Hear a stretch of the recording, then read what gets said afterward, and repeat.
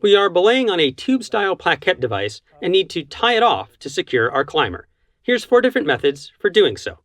Hi there again, I'm Jason. Whether just temporarily tying off someone or needing to perform a rescue, we may want to go hands-free when belaying on a plaquette device. The most obvious method is to just put a bight knot behind the belay. But this has some limitations. It's actually a little fussy to do without allowing any slip if the rope is fully loaded.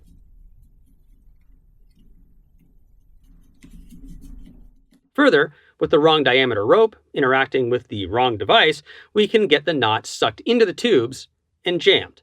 So, I will typically use this if the person I am belaying is supporting their own weight, so the rope isn't fully loaded. A use case might be bringing up a follower to a ledge on a multi-pitch who is then going to lead the next pitch. Or a leader is going in direct to a placement temporarily, maybe to fiddle with some gear or something, and so will be in one place for a few minutes. But now let's get into more rescue-based scenarios where the rope is fully loaded and holding the climber's weight. Just because it was the way I was taught and have practiced the most, my default is to pull a brake strand loop to the spine of the carabiner and then pull an additional bight of the brake strand through that loop, making a half hitch. Then I pull slack through to make a larger bight that is then tied in an overhand knot on the load strand. We could have a situation where we are, say, very close to the anchor on a multi-pitch route, and so have very little working distance on the rope above us. That can matter because some rescue scenarios will call for us to add a friction hitch to the rope above our device. So, rather than tie it off with an overhand around the load strand, we can keep that section of rope clean by doing all of our work on the carabiner spine. We start the same by making our first half hitch. Then we add a second half hitch for security.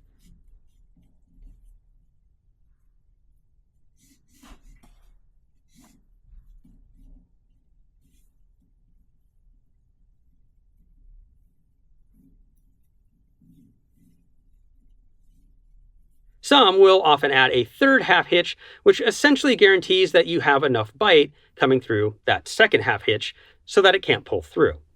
We can, however, end up with a carabiner twist on a belay. This would maybe most likely happen if we were back anchored but belaying from our harness.